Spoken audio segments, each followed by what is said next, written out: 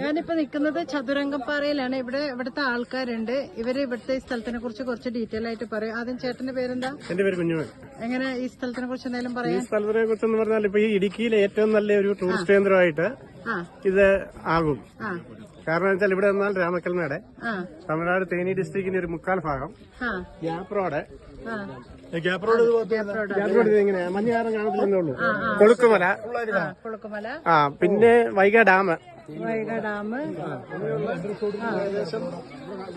എല്ലാ സ്ഥലങ്ങളും ഇവിടെ കാണാം. 3000 സീ ലെവലിൽ നിന്ന് 3200 ഹൈറ്റാണ്.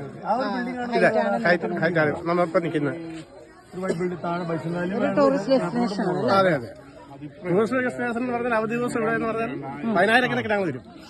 ഇന്നിപ്പോ മഴയും ഈ കാലാവസ്ഥയാണ്. ഇവിടെ മഴയാണ് ഇപ്പൊ അല്ലേ? ഇപ്പൊ മഴയാണ്.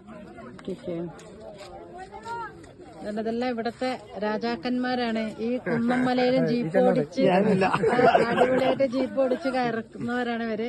ഇവര് ഓടിക്കുന്നത് കണ്ടു കഴിഞ്ഞാൽ നമുക്ക് ഇച്ചിരി ഒന്ന് വയറ്റുന്ന ഒരു ആന്തലൊക്കെ വരും. ഞങ്ങൾക്ക് കേറിയില്ലെങ്കിൽ ആന്തല ഒരു ദിവസം.